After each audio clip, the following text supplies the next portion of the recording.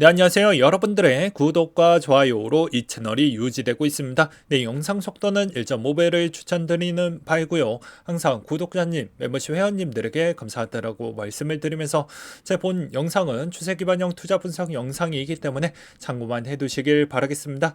네, 이번에 중립금리에 따른 이야기가 아마 좀 많이 나올 것으로 보고 있는 실정입니다. 해당 스케줄표를 보게 되면요, 이제 한국의 금통위와 잭슨홀 미팅이 이제 기다리고 있는데, 아무래도 잭슨홀 미팅에서 9월달, 11월달에 따른 금리의 위치, 즉 중립금리에 있는 위치가 아마도 힌트를 많이 줄 것으로 보여지기 때문입니다. 그럼 중립금리를 더 높이는 요인 몇 가지를 한번 보도록 하겠는데요. 연준의 기존 추정치를 넘어선 경제 성장 추세와 팽창하는 정부 적자, 공공부채가 증가할 것이고 AI 생산성 높이는 투자 기회가 있을 것으로 보여진다. 라는 이야기가 있습니다. 미국채 금리가 왜 올랐을까요? 중립금리의 상승 가능성 요지가 점차 높아지고 있고 연준 금리 인하 가능성이 점차 낮아지고 있다라는 이야기도 들리고 있습니다. 이번에 이제 하반기 계절성 효과 종료 FMC 의사록 추이에서도 보게 되면 인플레이션 상당한 상반 리스크가 여전히 지속 가능하다라는 7월달 FMC 의사록에서도 볼 수가 있겠죠. 그래서 계속 내려오기만 했지만 이게 계속 내려왔으니까는 오히려 역으로 공포성으로는 언제든지 튈 수 있다라는 가능성이 이 표에서도 볼 수가 있습니다. 그렇기 때문에 저도 이게 우려가 되고 걱정이 된다 이렇게도 표현을 하기도 했었죠. 그래서 이 물가를 튀는 부분을 금리로 잡을지 아니면 금리 한 번 올리고 신평사가 조져서 가져가서 다운시킬지 아마 그 두 개를 혼합해서 또 쓸지 그거는 알아서 할 것으로 보여집니다. 아무튼 이런 고금리 형태는 뭐 내년, 내후년 때까지는 뭐 흘러간다라고 볼 수가 있습니다. 그래서 동결을 한 시점 대비부터 뭐 평균치 1년 정도는 계속 유지를 했다라고 했으니까 어떠한 자산 투자를 한다라고 해도 생각보다 동결 이후에 1년 정도 평균치는 동결을 가져갔으니 뭐 부동산 투자가 됐던 어떤 자산 투자를 하던 뭐 신용대출을 땡기던 간에 이런 대출금 이용을 했었을 때도 잘 좀 지혜롭게 지금에 있는 이런 상황을 잘 인지를 한 상태에서 그런 걸 잘 이용을 해보셔라 라고 말씀을 드리고 싶고요. 월가에 따른 분위기는 다음과 같습니다. 알리안츠 경제 고문과 그룹 이코노미스트 알비온 파이낸셜 그룹 이코노미스트에서는요. 파월 인플레 목표치 조정 기대하면 안 된다. 그리고 미국 경제 더 이상 금리 인상에 민감하지 않는다 라는 이야기가 있기도 했습니다. 그 다음으로 크립토 소식 몇 가지 좀 짚고 넘어가도록 하겠는데요. 바이낸스 한국 시장 진출 포기. 지난 4일 이사회를 열고 4인 이사회에서 곱박스 이사회를 이야기를 하는 겁니다. 인사체제를 바꾸는 내용이 담긴 이사진 개편안을 가결을 했다라고 합니다. 지난 6월 19일 선임된 이 대표는 대주주 바이낸스 의견을 사임했으며 신인 대표 정체는 곱박스 직원들에게도 공유되지 않는 상황인데 다만 바이낸스 쪽이 인사로 추정된다라고 한다라고 합니다.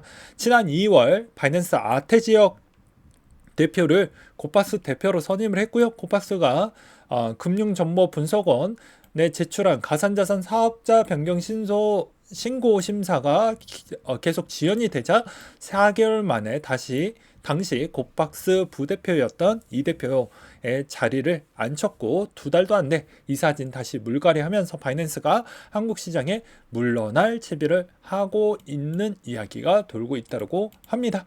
그 다음으로 비트코인 전체 역사에서 미결제 약정이 최근 급락대에 비슷한 감소로 보이는 경우가 총 11번 있었다고 하는데요. 그중 8개가 가격 반등에 이어진 반면 나머지 3개가 그렇지 않았다고 합니다.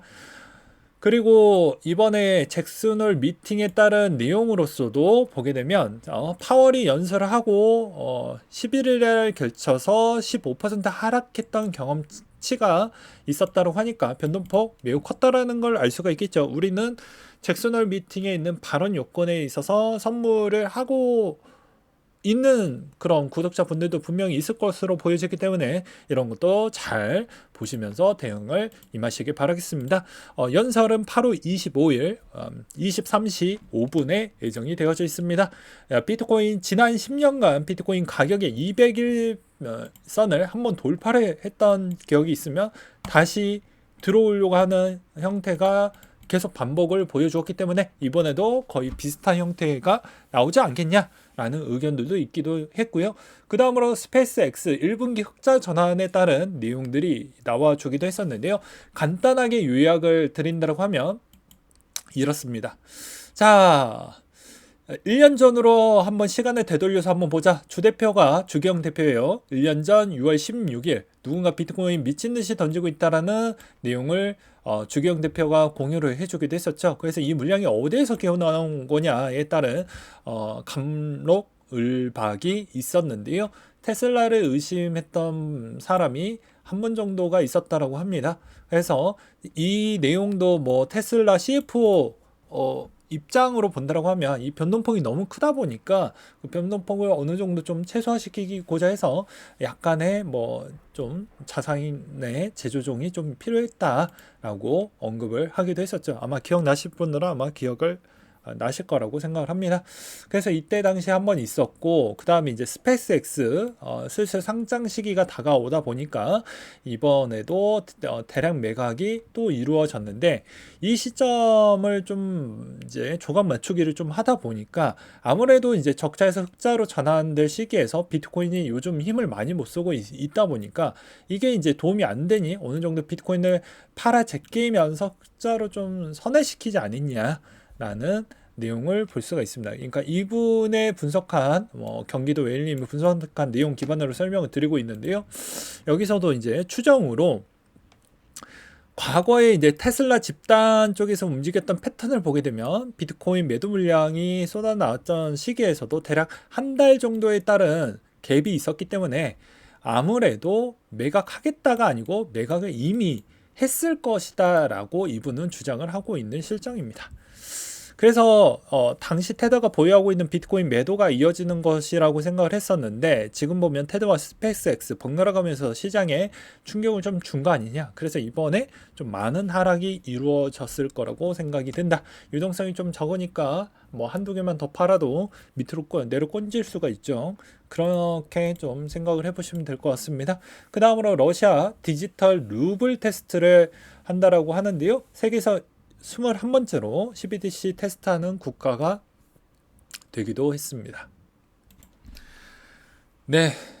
그리고 비트코인 지금 상황에서도 제가 녹화 찍고 있는 이 상황에서도 여전히 약세를 보여주고 있는 실정인데요. 매우 안타깝다라고 볼 수가 있습니다.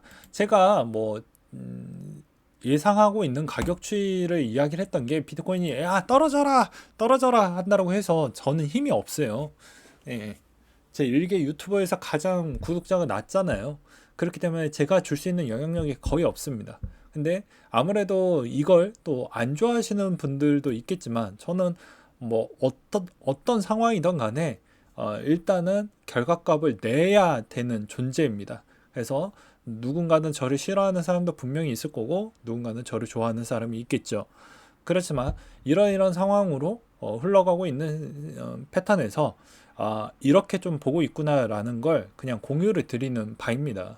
그래서 오해하지 말아 주시기 바라겠습니다. 영원히 뭐 이 시장이 없어지게끔 뭐 영원히 된다 이렇게 뭐 파괴적으로 제가 뭐 그렇게 보는 게 아니잖아요. 그런 부류 사람들하고 저는 섞이고 싶지가 않습니다.